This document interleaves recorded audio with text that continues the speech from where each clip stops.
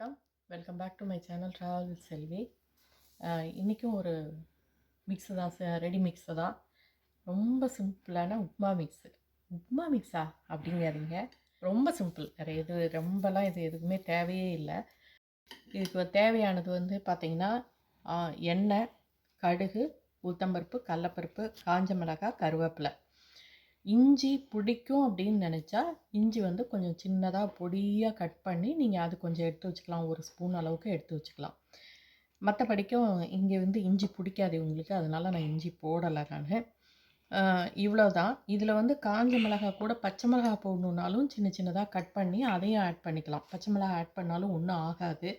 நான் பச்சை மிளகா வேண்டாம், வெறும் காஞ்ச மிளகாயே போதுன்றதுனால நான் எடுத்து வச்சுருக்கேன். கிட்டத்தட்ட இந்த இன்றைக்கி நான் ஒரு கிலோ 1.5 கிலோ அளவுக்கு நான் இது பண்ண போகிறேன்.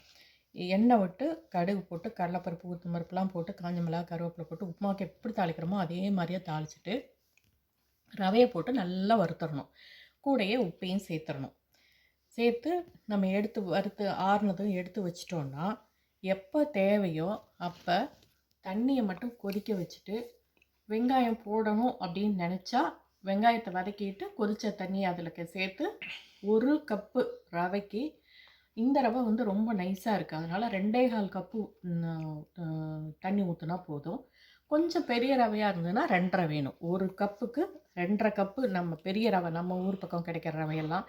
இந்த ரவை பார்த்திங்கன்னா ரொம்ப நைஸாக இருக்கும், அப்படியே மாவு கணக்காக இருக்கிற மாதிரி இருக்குது பார்த்திங்களா. அதனால் 2.25 கப்பு இருந்தால் போதும். இதுக்கு எதுவுமே தேவையில்லை. எதுவும் நம்ம அந்த டைமுக்கு நம்ம பண்ண வேண்டாம். வெங்காயம் கூட நம்ம போட முடியல, கட் பண்ணுறதுக்கு டைம் கஷ்டமாக இருக்குது அப்படின்னு நினச்சா வெறுமே தண்ணியை கொதிக்க வச்சு உள்ளே போட்டு கிளறிட்டு 1 ஸ்பூன் எண்ணெயை மட்டும் விட்டு கிளறிக்கு ஒரு 5 நிமிஷம் மூடி வச்சிட்டோம்னா போதும், உப்புமா ரெடி ஆயிரும். இதுவும் ஒரு ரெடி மிக்ஸுன்னு கணக்கில் வச்சுக்கலாம். வாங்க நான் எப்படி வறுக்கிறேன்றதை காட்டுறேன். ஒரு கடாயில் கொஞ்சம் தாராளமாகவே எண்ணெய் விட்டுக்கலாம். ஏன்னா நிறைய வறுக்கணும் இல்லைங்களா, அதனால் கொஞ்சம் தாராளமாக. இது சாதாரண எண்ணெய் தான், நம்ம சமையலுக்கு யூஸ் பண்ணுற ஆயில் தான். கடலை எண்ணெயோ இல்லை ரீஃபைண்ட் ஆயிலோ நம்ம எது யூஸ் பண்ணுறோமோ அந்த எண்ணெய். கடுகு கொஞ்சம் தாராளமாக போட்டுக்கலாம். உளுத்தம்பருப்பும் அதே மாதிரி தான், ஏன்னா 1.5 கிலோ அளவுக்கு போடணும் இல்லைங்களா, அதுக்காக உளுத்தம்பருப்பு, கடலைப்பருப்பு கொஞ்சம் தாராளமாக போட்டுக்கலாம். கொஞ்சம் ரிச்சாக இருக்கட்டுமேன்றதுக்காக வேண்டி முந்திரியும் கொஞ்சம் ஆட் பண்ண போகிறேன். சப்போஸ் வெங்காயம் சேர்த்துலைன்னா கூட முந்திரி இருக்கிறதுனால கொஞ்சம் சாப்பிட்றதுக்கு நல்லா இருக்குன்னு வச்சுக்கோங்களேன். நீங்கள் இதெல்லாம் பண்ணணுமா, இதெல்லாம் தேவையா, இப்படி இதை ஒரு உப்புமா கூட செய்ய முடியாதா, இருக்கிறதே ஈஸி உப்புமா தான், இந்த உப்புமா கூட செய்ய முடியாதா, அதுக்கு ஒரு மிக்ஸ் வேணுமா அப்படின்னு நீங்கள் நினைக்காதீங்க. நைட்டு 9 மணி 9:30 மணிக்கு வந்துட்டு அதுக்கு மேலே வெங்காயம் கட் பண்ணி தாளித்து வதக்கி உப்புமா செய்கிறது கூட கஷ்டம்தான். அதுவே நம்ம கொஞ்சம் டைம் இருக்கும்போது இந்த மாதிரி நம்ம எதையாவது ஒன்று ரெடி பண்ணி வச்சுட்டோம்னு வச்சுக்கோங்க, டக்குன்னு ஒரு வந்தவுடனே நம்ம ட்ரெஸ் மாற்றுறதுக்கு முன்னாடியே காஞ்ச மிளகாயும் கருவேப்பிலையும் சேர்த்தோம். இப்போ ரவை ஆட் பண்ணிக்கலாம். இது 2 கிலோ பாக்கெட்டு, நான் ஒரு 1.5 கிலோ அளவுக்கு போட போகிறேன்.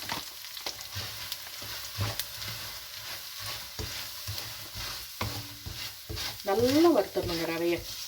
நல்லா என்ன சொல்கிறது, செவக்கன்னு சொல்கிறோம் இல்லையா, செவக்கிறதுக்கு கொஞ்சம் முன்னாடி வரைக்கும் அந்த பதத்துக்கு வறுத்துடணும்.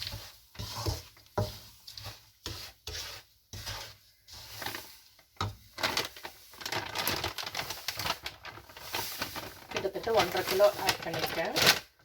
வேலைக்கு போகிறவங்களுக்கோ இல்லை நம்ம இந்த வெளியூரில் இருக்கிற சின்ன பிள்ளைங்களுக்கோ இந்த மாதிரியெல்லாம் நம்ம பண்ணி கொடுத்துட்டோன்னு வைங்களேன். ஒரு கெட்டில் இருந்துச்சுன்னா கெட்டிலில் வந்தோடனே அந்த கெட்டில் ஆன் பண்ணி தண்ணியை போட்டுட்டு போய் ட்ரெஸ்ஸை மாற்றிக்கிட்டு கை கால் கழுவிட்டு வரதுக்குள்ளே தண்ணி கொதிச்சிடும். அந்த தண்ணியை எடுத்து ஊற்றி 1 கப்பு ரவைக்கு 1.5 கப்பு தண்ணியை ஊற்றி ஒரு 2 நிமிஷம் கிளறி ஒரு ஸ்பூன் எண்ணெயை ஊற்றி கிளறி மூடி வச்சாங்கன்னா 2 நிமிஷத்துக்குள்ளே உங்களுக்கு உப்புமா ரெடி ஆயிரும். வேலைக்கு போகிறதும் போயிட்டு வந்துட்டு லேட்டாக வந்துட்டு சமைக்கிறதும் எவ்வளோ கஷ்டன்றதெல்லாம் நல்லாவே தெரியும் எனக்கு. என்ன பெருசு, இது கூட செய்ய முடியாதா அப்படின்லாம் நினைக்க முடியாதுங்க. அன்னன்னைக்கு நம்ம வெளியில் போய் வரும்போது அங்கே ஆஃபீஸில் என்ன வேலை இருக்குது, என்ன மூடில் வரோம், அதெல்லாம் பொறுத்தா இருக்கு. ஆனால் இப்போ நிறைய எல்லாம் ஸ்விக்கி இருக்குது, அது இருக்குது, ஆர்டர் பண்ணி எல்லாம் ஃபுட் ஆர்டர் பண்ணிக்கிறாங்கன்றதுனா கூட. ஆனால் நிறைய பேருக்கு வந்து இந்த வெளியில் சாப்பிட பிடிக்காது, வீட்டு சாப்பாடுனா தான் வேணும் அப்படின்னு நினைக்கிறவங்களுக்கெல்லாம் இந்த மாதிரியெல்லாம் செய்துக்கிட்டால் கொஞ்சம் நல்லாயிருக்கும். ஈவன் காலையில் கூட நம்ம கொஞ்சம் லேட்டாக எழுந்திரிச்சோம், ஐயோ என்ன பண்ணுது அப்படின்னு நினைக்கிற அன்னைக்கு இதெல்லாம் டக்குன்னு நமக்கு கை கொடுக்குன்னு வச்சுக்கோங்களேன். இப்படி செய்து வச்சுக்கிறதெல்லாம் பாருங்க. இந்த ரவை வறுக்க உங்களுக்கு அந்த நைஸாக இருந்தது கூட கொஞ்சம் பெருசாக தெரிகிற மாதிரி இருக்குது பார்த்தீங்களா? அதுக்காகத்தான் ரவையை நல்லா வறுத்துட்டோன்னா நம்ம வந்து தண்ணி ஊற்றி நம்ம உப்புமா செய்யும்போது குழக்கலன்னு போகாமல் கொஞ்சம் உதிராக வரும். அதுக்காக வேண்டி தான் நல்லா வறுக்கிறது.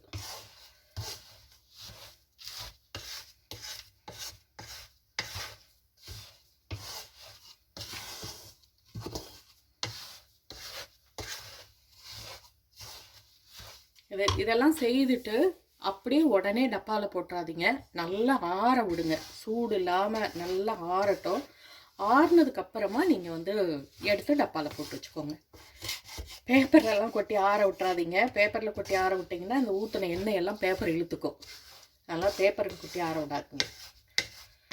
ஒரு தாம்பலம் இல்லை பெரிய தட்டு அந்த மாதிரி இருக்கிறதுல கொட்டி ஆற விடுங்க.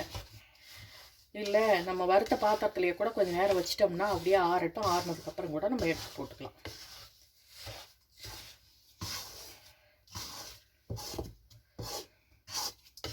இது கூட உப்பு போட்டுக்கலாம். ஏன்னா அந்த டைமுக்கு உப்பு போடுவோமா மறப்போமான்னு தெரியாது. அதனால் உப்பையும் சேர்த்து நம்ம போட்டு வச்சிட்டோம்னா இன்னும் கொஞ்சம் ஈஸியாக போயிடும்னு வச்சுக்கோங்களேன். ரெடிமிக்ஸுன்றதே என்ன எவ்வளோ சிம்பிளிஃபை பண்ணுறோமோ அதுதானே.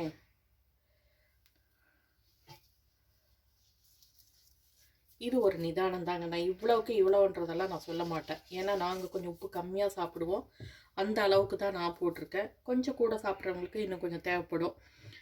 இதுக்கு வந்து இந்த ஸ்பூனால் வேணால் ஒரு 1.5 ஸ்பூன் அந்த அளவுக்கு கணக்கு வச்சுக்கோங்க. நார்மலாக அந்த உப்பு அப்படின்னா 1.5 ஸ்பூன் அளவுக்கு சேர்த்திங்கன்னா இந்த ரவை 1.5 கிலோ ரவைக்கு சரியாக இருக்கும். இது கூட சும்மா டேஸ்ட் கூட்டுறதுக்காக வேண்டி கொஞ்சம் டேஸ்ட் கூட தெரியும். இவ்வளோ சர்க்கரை. என் சர்க்கரை என்ன இப்படி ப்ரௌன் கலராக இருக்குதுன்னு நினைக்காதீங்க. இங்கே சர்க்கரை இப்படி தான். நம்ம இதுக்கு மேலே தேவைப்பட்டதுன்னா ஒரு ஸ்பூன் 1.5 ஸ்பூன் வந்து தேங்காய் எண்ணெய் மட்டும் கொஞ்சம் கலந்துட்டு நம்ம எடுத்து வச்சோம்னு வைங்களேன், இன்னும் கொஞ்சம் நல்லாயிருக்கும். பதமாக இருக்கிற மாதிரி இருக்கும்.